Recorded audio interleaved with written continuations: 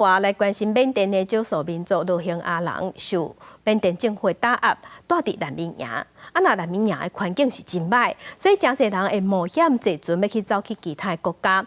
地书嘛，称在发生船难全过身。有外国媒体摕到一段手机通话记录，这是一个罗兴亚的负责人在船要沉去进前，和伊的亲人通电话内容，听出来伊真惊吓，真无助。手机顶悬的相片是带两个查某囝坐船离开孟加拉难民营的塞特拉，伊坐一只当地人拢熟悉的船主贾摩尔的船，准备甲马来西亚的昂塞会合。小只船客180多人，阁拄着暴风雨，塞特拉紧急打电话予伊的先生，44秒的通联记录是这家伙最后的对话。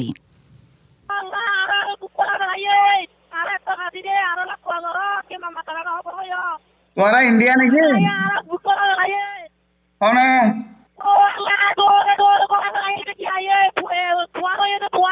Oh, tuan yang dekat lah itu. Allah. 当初阻止查某囝出海，爸爸真后悔，流目屎回想查某孙甲安慰，讲一切会真顺利。另外一个失去查某囝的爸爸摕查某囝的全家福相片，伊的妈妈目屎四淋水，真思念。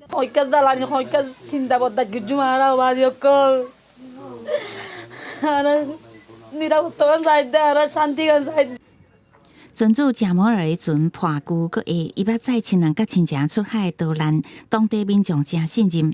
塞特拉坐的船出发隔工，另外一只载104人的船嘛对因出海，拢有看到沉船的过程。第二只船伫海面10天后，互斯里兰卡海军救起来。罗兴亚难民营一直拄着暴力威胁，嘛定定发生火烧事件，威胁住民的生存。2022年，超过3500个罗兴亚难民冒险出海，都离开难民营，比往年增加3倍外。联合国表示，也阁有更较侪人无统计到，去年至少有348个人因为船难死亡，还是失踪，是2014年以来人数上侪一年。